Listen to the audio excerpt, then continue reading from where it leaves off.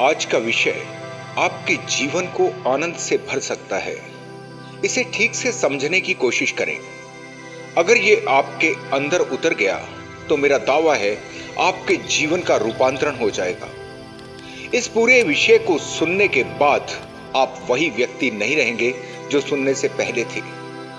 इसलिए आज मैं आपको जोर देकर कहना चाहता हूं कि पूरे मन से और ध्यान से इसे समझने का प्रयास करें।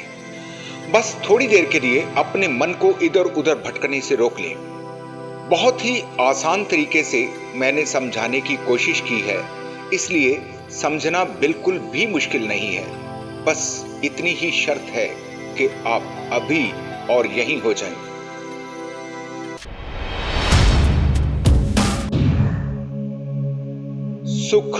सुख का विपरीत है दुख, खुशी का विपरीत है उदासी, लेकिन आनंद का विपरीत कुछ भी नहीं। जैसे एक नदी के दो किनारे, एक सुख तो दूसरा दुख, दोनों साथ साथ चलते हैं। आनंद है बीच में बहने वाली धारा, सुख और दुख के बीच में, लेकिन दोनों से अलग। किनारे तो रुके रहते हैं, लेकिन धारा कहीं भी नहीं रुकती जब तक कि मंजिल को ना पाले। अक्सर आपसे गलती हो जाती है। आप आनंद को सुख समझ लेते हैं। आपने कभी बहुत अच्छा खाना खाया तो आप कह देते हैं कि आनंद आ गया। आप कहीं सुंदर स्थान पर घूमने गए, आपको बहुत अच्छा लगा, आपने इसे आनंद समझ लिया।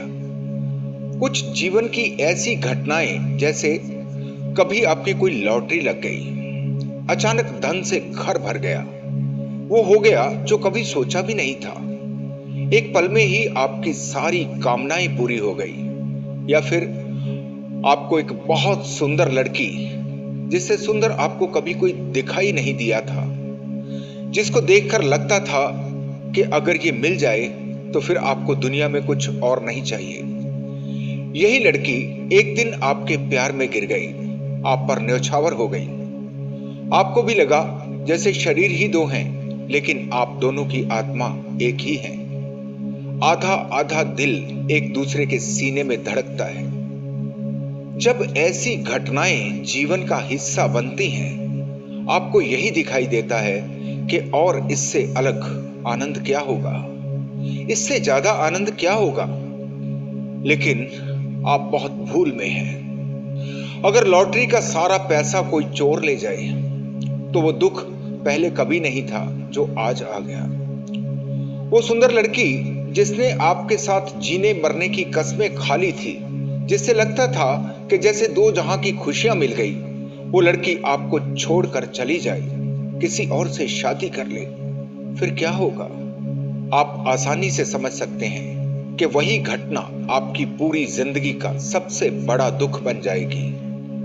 नहीं, इनसे आनंद का कोई भी संबंध नहीं। ये केवल सुख है, सुख का ही एहसास है। पीछे दुख मौजूद है।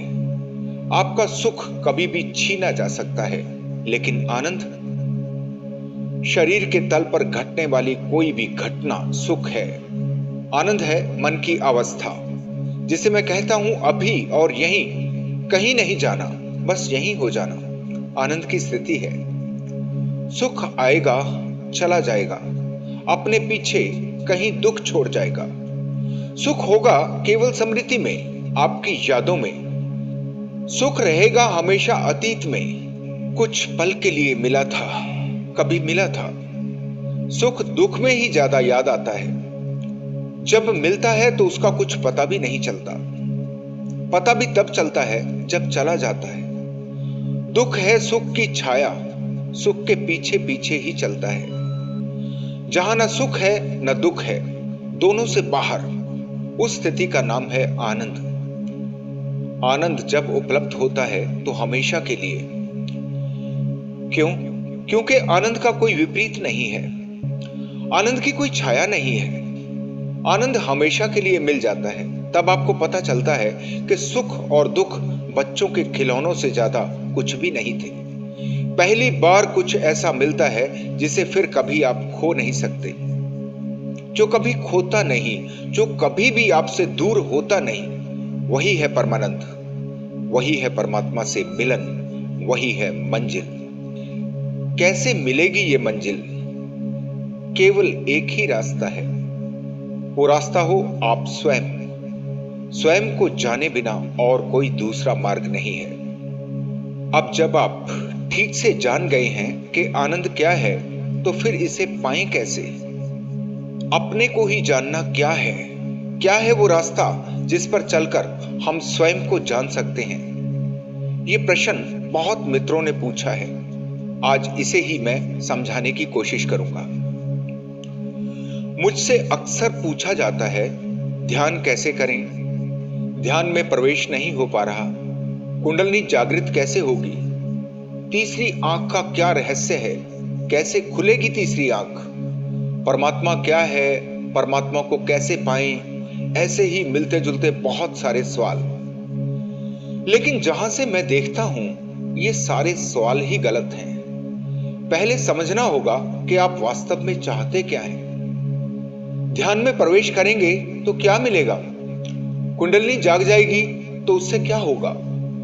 ठीक से देखें तो ये सभी मार्ग हैं, मंजिल नहीं। सबसे पहले तो मैं कहूंगा कि नजर मंजिल पर होनी चाहिए, रास्तों पर नहीं। रास्ते तो हजारों हैं, लाखों हो सकते हैं और हर रास्ते से पहुंचा जा सकता है। लेकिन पहुंचना कहां है? पहुंचना है स्वयं तक ही। आप कह सकते हैं कि स्वयं तक पहुंचना? स्वयं तो आप हैं ही, फिर क्या अर्थ हुआ इसका? तो सबसे पहले जाने कि आप स्वयं हैं क्या? क्या आप वही हैं जो आप अपने को समझते हैं? बिल्कुल नहीं। आपको नाम दिया दूसरों ने, आपको पहचान दी दूसरों ने, आपको धारणाएं दी दूसरों ने। आपका धर्म क्या है? कहां से मिला आपको? दूसरों से। चाहे कहें कि अपने ही माता पिता से, लेकिन दूसरों से। जब से आपने होश संभाला है, तब से ही आपको सिखाया जाता रहा। आपकी कोरी किताब पर जो भी लिखा है, सब दूसरों ने। जरा सोचें आज कि अगर इन सब को हटा दिया जाए, जो भी आपको दूसरों से मिला है, एक बार ये सब भूल जाएं, तो क्या आप बचेंगे? फिर आपकी कोई पहचान होगी? अभी आप जो भी हैं, दूसरों की ही धारणाओं का जोड़ हैं। इसके सिवाय आप कुछ भी नहीं हैं। आप क्या हो? आपको कैसा बनाया गया है? आप केवल अपने ही जैसे हो, आप जैसा कोई दूसरा नहीं। ऐसा मैं क्यों कह रहा हूं? समझ लें। इस प्रकृति में जो भी मौजूद है, जो भी प्रकृति का बनाया हुआ है, उसमें कुछ भी एक जैसा नहीं है। जो डिजाइन एक बार बना दिया, फिर हूबहू उस जैसा दूसरा नहीं बनाया। एक रेत का कण भी ले लें तो आप पूरी दुनिया में खोज लें, वो डिजाइन दोबारा नहीं मिलेगा। आपकी उंगलियों के निशान या आपकी आंख का रेटिना शायद यही समझाने की कोशिश करते हैं कि आप सबसे अलग हैं। आपका मन भी अलग है, किसी जैसा नहीं। ना ही हो सकता है। अगर कभी ऐसा दिखाई पड़ता है तो केवल इसलिए कि सभी को एक ही जैसी धारणाएं दी जाती हैं।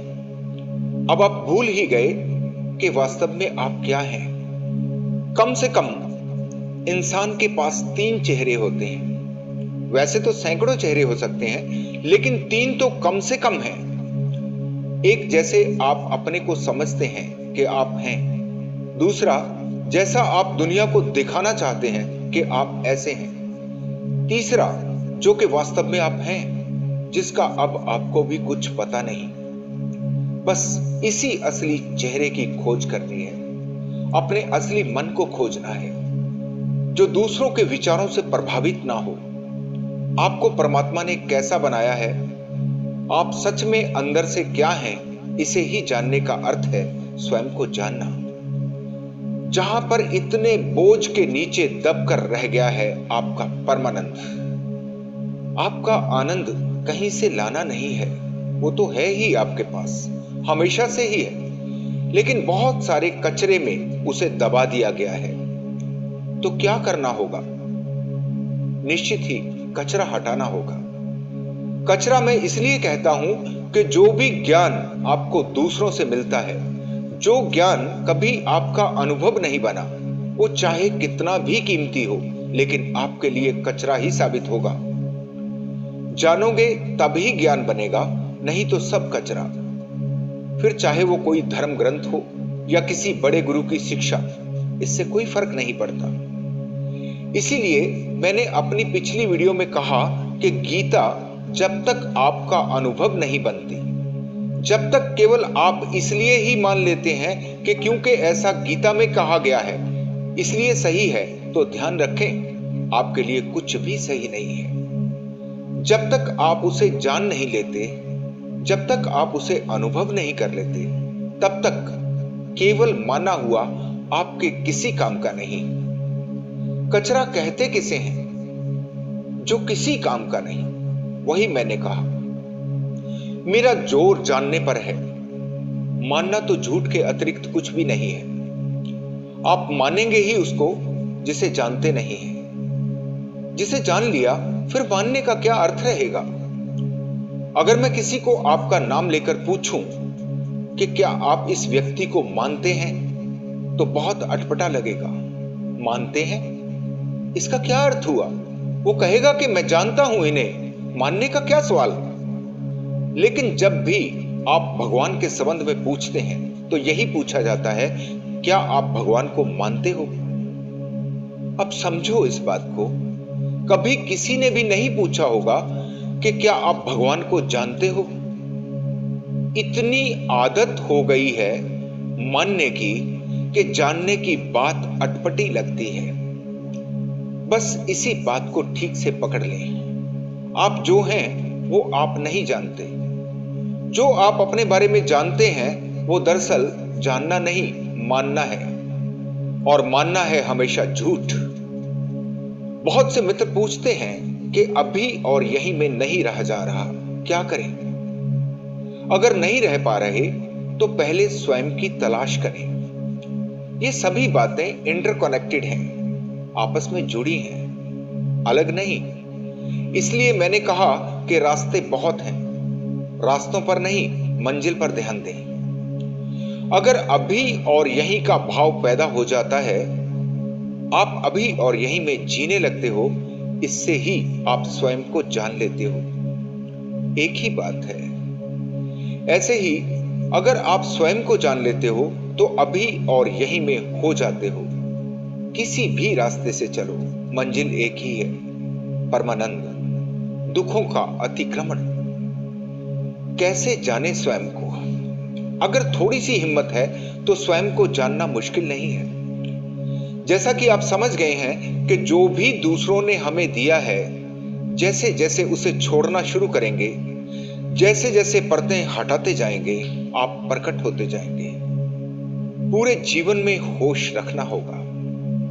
किसी भी बात का फैसला लेने से पहले जैसे आप सोचते हैं क्या अच्छा है क्या बुरा, पहले देखें ध्यान से कि इसका निर्णय आप ले कैसे रहे हैं। आपके पास अच्छे बुरे का पैमाना क्या है? अगर वो पैमाना संसार है तो आप चूक गए। सबसे पहले जो नियम आपको सिखाए गए हैं उन्हें एक तरफ रखकर अपने ही भीतर से, अपने ही हृदय से देखना पड़ेगा। जो भी करें बस देखना है अपने अंदर, बाहर का सिखाया हुआ इस्तेमाल नहीं करना। समाज के क्या नियम हैं, ये सब आपके लिए बकवास साबित होने लगेगा। है ही बकवास।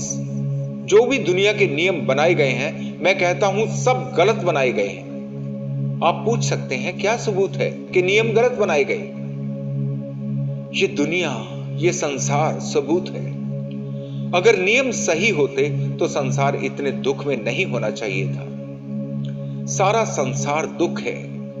इन्हीं नियमों से जो परिणाम आया है, उससे बड़ा और क्या सबूत हो सकता है? तभी तो आप मोक्ष खोजते हैं। नहीं तो अगर जीवन आनंद होता तो आप मोक्ष की तलाश करते। जैसे जैसे अपने भीतर उतरेंगे, जैसे जैसे आपकी आंखों पर समाज द्वारा डाले गए पर्दे हटेंगे, आपको साफ दिखाई देने लगेगा कि हमारे नियम गलत हैं, जिनमें हम जी रहे हैं। जब गलत दिखाई देने लगे, फिर कैसे आप उनमें जी सकते हैं? जब आपको दी गई सारी धारणाएं मिट जाती हैं, जब सारा कचरा हट जाता है, जिस दिन आप स्वयं के सामने प्रकट हो जाते हैं, तो मैं निश्चित रूप से आपको कह सकता हूं कि पहली बार आपका अपने से मिलन होता है। आपको पता चलता है कि अब तक आप अपने लिए ही अजनबी बने रहे। अब कोई धुंध नहीं है, अब कोई अंधेरा नहीं है, अब आपके पास दूसरों की आंख नहीं है, अब अपनी ही आंख है और हर तरफ रोशनी है। पहली बार साफ साफ दुनिया को ठीक से देख पाते हैं। जिस दिन भी आपके साथ ऐसा हो जाएगा, फिर आप भी उसी निष्कर्ष पर पहुंचेंगे।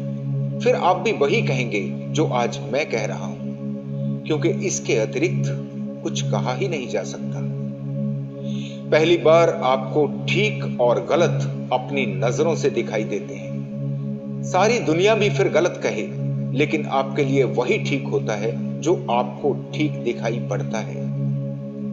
हमेशा सच बोलो, झूठ नहीं बोलो, अच्छे काम करो, सबको प्यार करो, ऐसी ऐसी अच्छी अच्छी बातें जो आपको आज तक सिखाई गई, बहुत चाहने पर भी कभी आपके अंदर नहीं उतरी। जैसे दूसरे लोग कहते थे वैसे ही आप दोहरा देते थे। ये सब अब आपके लिए बकवास हो जाता है, क्योंकि अब आपके पास झूठ है ही नहीं, तो बोलेंगे कैसे? अब आपसे जो निकलेगा वो सत्य ही होगा। सबको प्यार करना नहीं पड़ेगा, प्रेम आपसे बहने लगेगा। जो करोगे वो अच्छा ही होगा, अब बुरा कुछ बचेगा ही नहीं। अब ये ऊपर से ओढ़ा हुआ नहीं, अब ये आपका स्वभाव है। जो भी नैतिकता आपको सिखाई जाती है, अगर ध्यान से देखें तो वो केवल एक अभिनय ही है। जैसे आप किसी के सामने झुकते हो तो केवल शरीर झुकता है, अंदर कुछ भी नहीं झुकता। एक एक्टिंग से ज्यादा नहीं होता। किसी के प्रति आदर दिखाते हो तो केवल दिखावा है, आदर कहीं है नहीं। नैतिकता के नाम पर जो भी करते हो वो इसलिए कि समाज ने सिखाया है, लेकिन जिस दिन स्वयं को जान लिया जाता है तो सारा अभिनय समाप्त हो जाता है। अब अगर किसी के प्रति आदर है तो ही आदर निकलेगा, नहीं तो नहीं। दिखावा नहीं बच सकता। नैतिकता की अब कोई जरूरत नहीं रही। अब आप नैतिक नहीं, अति नैतिकता में प्रवेश कर जाते हैं, जो कि ऊपर से नहीं आ रही, जो आपके अंदर से आ रही है। आज का विषय काफी लंबा हो गया है, जबकि आगे क्या करना है ये सभी अभी बाकी है। आज मैंने कोशिश की है आपको समझाने की, आप क्या हैं, अपने को क्यों जानना जरूरी है, कैसे आप स्वयं को जान सकते हैं। आशा करता हूं कि आज बहुत कुछ नया आपको समझ आया होगा।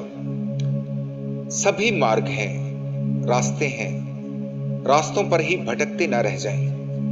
मंजिल क्या है इसको अपने ध्यान में रखें। अब ये खोज आपको ही करनी है कि कौन सा मार्ग आपके लिए सही है। मैं तो सभी मार्गों के बारे में आपको जानकारी देता रहूंगा, और यह भी जान लें कि एक ही मार्ग कभी भी सबके काम नहीं आ सकता। जो आपके अनुकूल पड़ता हो, जिसमें आप ज्यादा से ज्यादा सहज महसूस करें। एक बात ठीक से समझ लो कि आमतौर पर ऐसा माना जाता है कि जो रास्ता सबसे कठिन है वही सबसे उत्तम है। मैं पूरे जोर से इस धारणा का विरोध करता हूं। सच्चाई यह है कि जो रास्ता आपके लिए कठिन है उससे आप कहीं नहीं पहुंच पाएंगे। जितना सरल और जितना सहज आपका मार्ग होगा, उतनी ही जल्दी, उतनी ही आसानी से आप मंजिल को पा लेंगे। अपनी अगली वीडियो में मैं आपको बताऊंगा स्वयं को जानने की यात्रा के दौरान आपको अपने जीवन में किन किन बातों का ध्यान रखना है, हर काम को किस तरीके से करना है। आपके जीने का पूरा ढंग ही अब बदलने वाला है। अगर आपने ये कुछ आसान तरीकों से जीवन को जीना शुरू कर दिया तो ज्यादा से ज्यादा 15 दिन में ही आपको पता लगने लगेगा कि आपका रूपांतरण शुरू हो गया। एक बार शुरू हो जाता है तो इतना आनंद मिलने लगता है कि अब आप इसे छोड़ ही नहीं सकते और एक दिन सहज स्वाभाविक तौर पर वो घटना घट जाती है। वो परमानंद उतर जाता है जिसकी तलाश में आप वर्षों से प्यासे भटक रहे थे। एक बार आपकी प्यास जाग जाए, इतनी जोर से जाग जाए कि आप रुक ही न सके, आज ही अभी ही आप अपनी यात्रा पर निकल जाएं। आपके ऊपर जमे धारणाओं के कचरे से मुक्त होने का प्रयास शुरू कर दें। अपने सभी डर को छोड़कर पूरी तरह से भय मुक्त होकर आपको परमानंद में ले जाने वाली नाव जो अभी तक किनारे पर बंधी है उसके पाल खोल लें और आनंद के सागर की यात्रा पर निकल जाएं। इसी मंगल कामना के साथ मैं आपसे विदा लेता हूं। धन्यवाद।